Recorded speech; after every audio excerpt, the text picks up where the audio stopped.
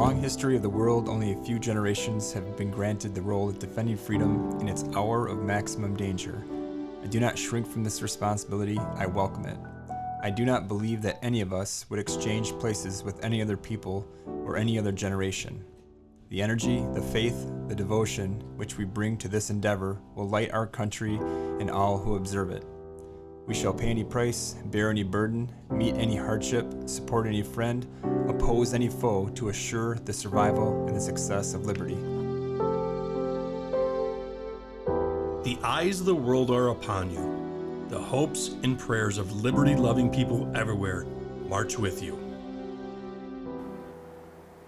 Hi, I'm Eric Beckman, and I was asked by a student to tell my story, or at least my family story, I suppose. And my father's name is Robert Arthur Beckman. His father was Arthur Skippy Beckman, who served in the CCC in the Great Depression. He also served in the Army in World War II, was stationed up in Alaska. What's fairly interesting to that, I feel, is that my other grandfather, on my mother's side, Jerome Schottifer, was also stationed in Alaska during World War II. So nice connections to Alaska with my Aunt Judy, also living there. My grandfather was an orphan, so our family tree, we don't have the full nostalgia there from the Great Depression. But some things that we do know is that there was a large number and a very proud family. But my grandfather served. Eventually, as time goes on, my father was born in the late 1950s. Growing up as a kid in the 60s, and then in the 1970s, Vietnam War was basically a part of his entire life, and at some point in time he decided to join the United States Navy. And so my father joined the Navy. I can't really recall how he got to San Diego, but anyways, he's in San Diego and he is getting trained to do his stuff on the ship, the USS Mobile, where he was a hull technician and mechanic.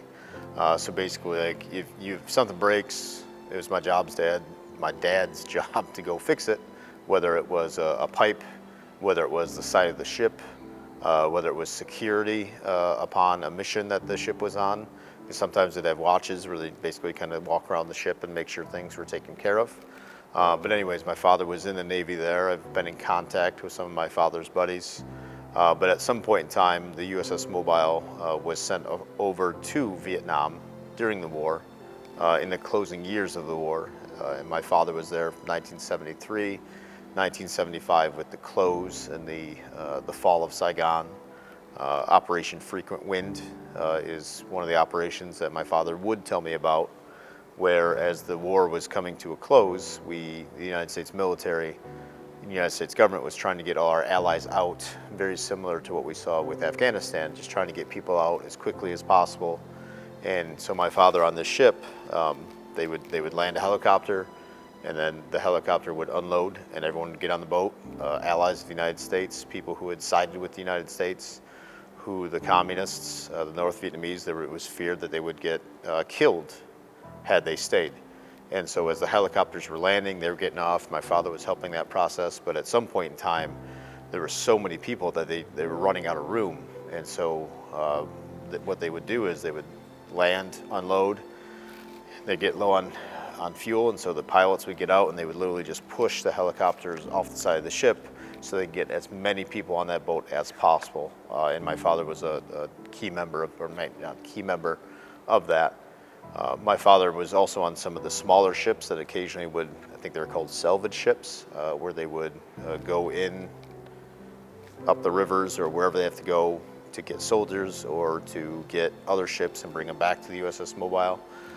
And it's at this point in my father's visiting in Vietnam or stationed in Vietnam that things go a little awry, to the point that my father never really told the full story of what took place. Vietnam was a scary place. My uncle, Lloyd Hartwell, was shot in the butt at one point in time, and I've heard some stories about some of the scary things he had to deal with.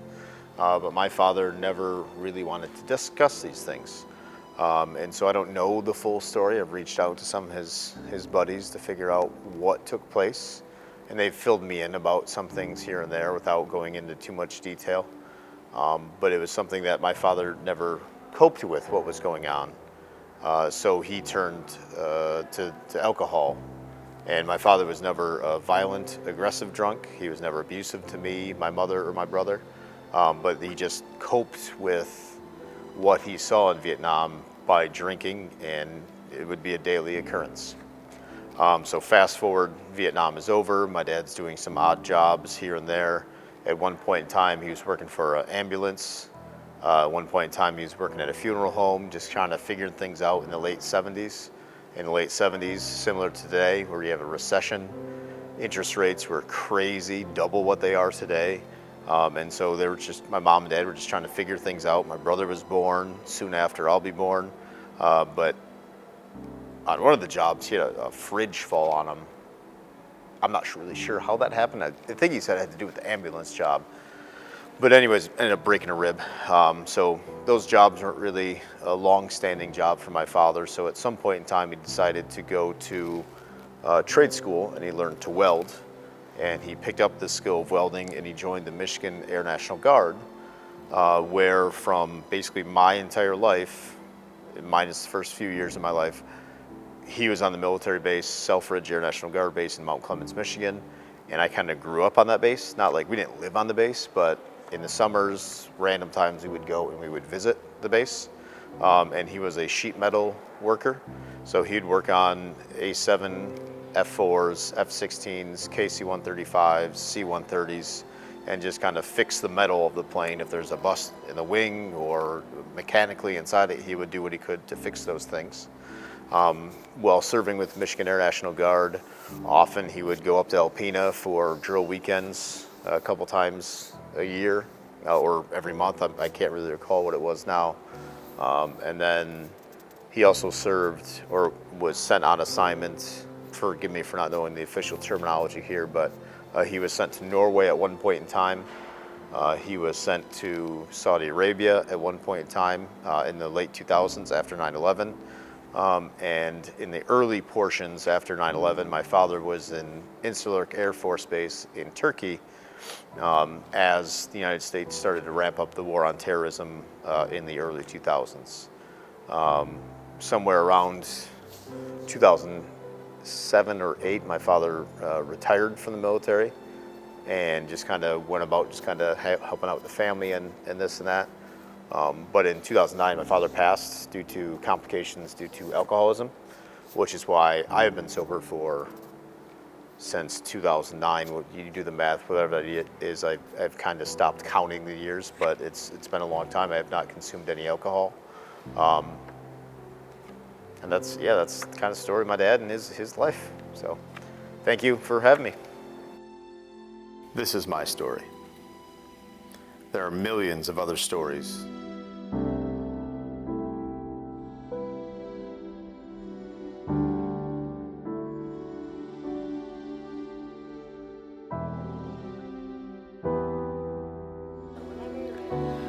My name's Jim Brown, United States Marine.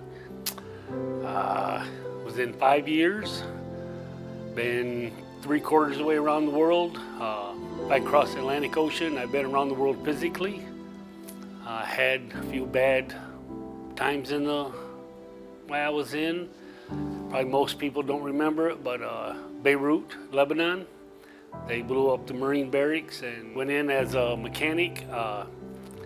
Did lots of shooting. Have 6 awards for expert rifleman and 2 for a pistol. Have a good conduct ribbon and a sea service with a Bronze Star because I did 2 Westpacs, which is a Western Pacific float. Spent 13 months out on the water. This is just my story of when I was in. There's many stories about other people and their adventures in the service. And I think it is a wonderful place to be. It is, in a way, an odd thing to honor those who died in defense of our country. In defense of us, in wars far away, the imagination plays a trick. We see these soldiers in our mind as old and wise.